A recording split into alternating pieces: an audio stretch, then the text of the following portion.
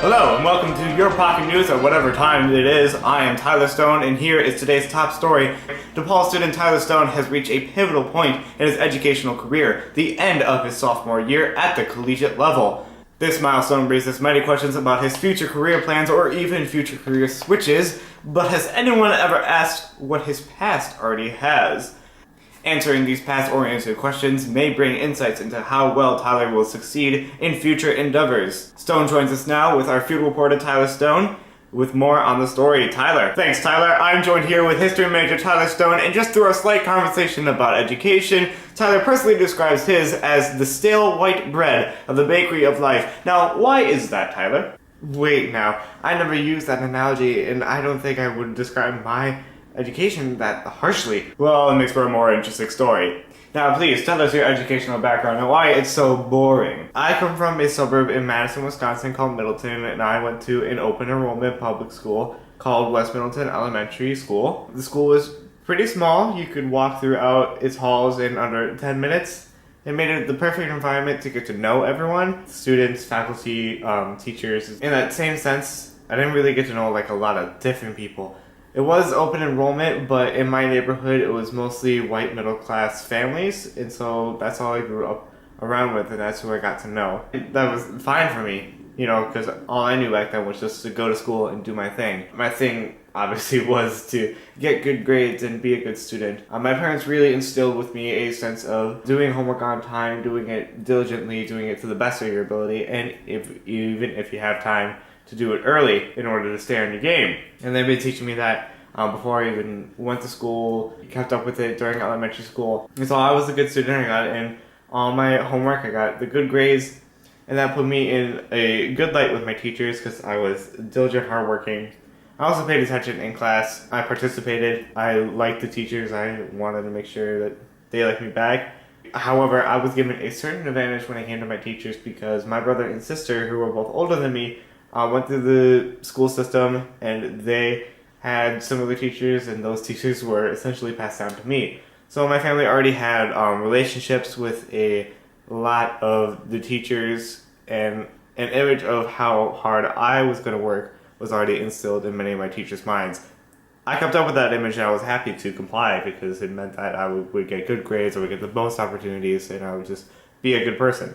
And so in that sense, elementary school was pretty easy for me. I was able to make good social connections at my age and also good social connections through my teachers. Can you remember any inspirational teachers that you had at West Middleton? One teacher who was really inspiring to me was my 5th grade teacher, Ms. Heitman. She was not just there to teach me science, math, English, history. She also gave us a sense of being a good person, having good manners, being polite to one another. It wasn't just come to school and listen, it was participate respectfully. She was inspiring to me because she was a nice person when you get to know her personally, but she was an authority figure in the classroom. Now, where did you move on to next? What was your middle school and its experiences? I moved through the public school system to a open enrollment school called Glacier Creek Middle School. It was in a very small village called Cross Plains in Madison, but it was a culmination of three elementary schools into the middle school. And because of its open enrollment as well, I was able to meet more students. However, because of the neighborhoods again, I met really white middle class people.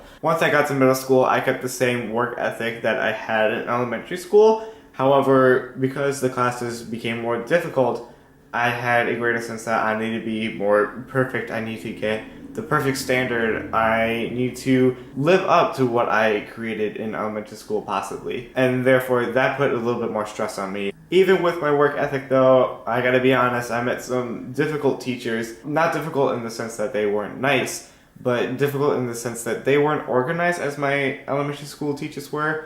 I remember a lot of them would enter the classroom discombobulated, and I knew that if I was ever going to become a teacher, I would like to step up my game in terms of organization. However, now having more experience with talking with teachers and just being in general older, there is a lot of disorganization that comes with life. And it is both the job of the student and the teacher to be in discussion about what needs to be done, what can be cleaned up and stuff like that. But it's not necessarily the teacher's fault if they're a little bit disorganized. Any personal motivators at Glacier Creek Middle School? I think the greatest influence on me was probably my English teacher by the name of Mr. Barbeau. It was really fun. He allowed me to have some of my first teaching experiences. I helped a lot of students after school and during class when they were having difficulties. I would help them complete exercises and activities. That, I guess, helped solidify the idea that I want to be a teacher. I wanted to help people, particularly with learning. Now we move on to the big stage, high school. Where did you go and what were your experiences there? I went to Middleton High School, which is still located in my Madison suburb. It was open enrollment, but with the neighborhoods again, it's mostly white.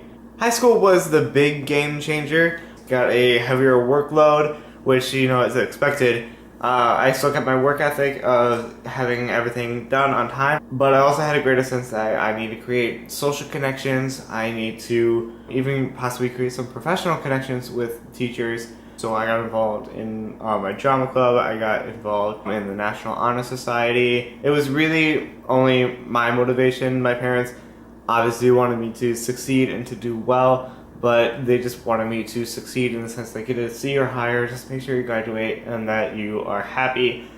I, however, had the idea that I had to get an A to be happy. I need to be 100% perfect. I need to be the smartest in my class. And so I pushed myself.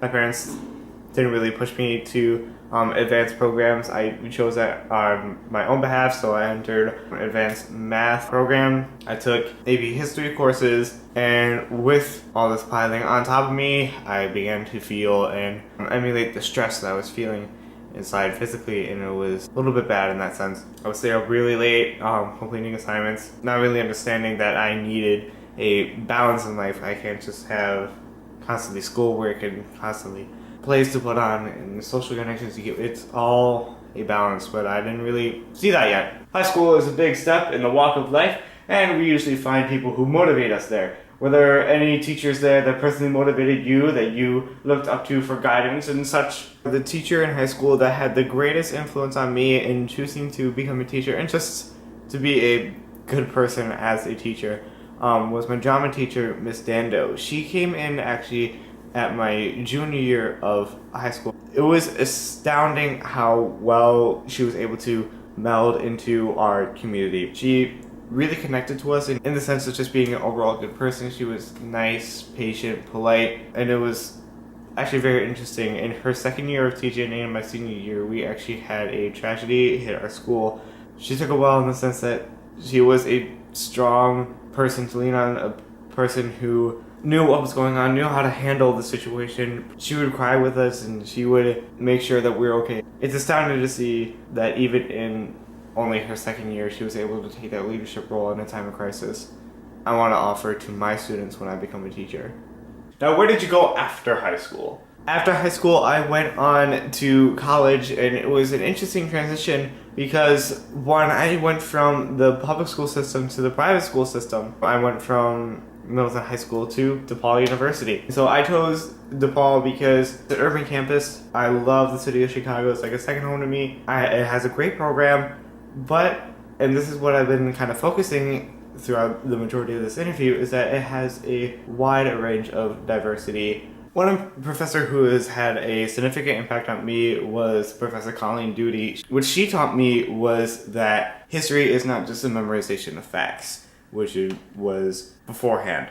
It's critically analyzing sources, it's seeing the connections, seeing the continuities between events. And she was able to do all this with a nice demeanor, a very helpful personality. And let me restate that you are entering your sophomore year at DePaul University. What is in store for your future as you complete this milestone? Well, I'm a history major with 2 minors in German studies and theater studies, and I'm looking to apply to the TEACH program come my junior year or even sooner if that's possible. I chose my major of history because it was just the subject that came easiest to me. I enjoy its way of thinking. I enjoy how it's a process. My future plans is that I hope to graduate by at least 2017, depending on when I apply for the TEACH program, which would add a 5th year to my education and would allow me to complete master classes in education and therefore graduate with my bachelor for history and my master's for education. After that, I do not know, honestly. I think I would stay in the Chicago area, but I can also see myself moving out of Chicago to just anywhere in Illinois. For right now, though, my current plan is to complete my classes, to finish my major and to finish my minors, make the social connections I can here, and start personally reaching out to schools if I could do observations and student teach in order to get the experience that I need in order to become an educator. My ultimate dream. Well, it's been made clear that Tyler is on his way to emulate his motivators throughout his educational career, and so we hope he can reach that step. Back to you, Tyler, in the studio. A very stirring story, and we wish Tyler the best of luck in his future endeavors. Coming up next on your Pocket News at whatever time it is, do puppies actually alleviate sins? Stay tuned.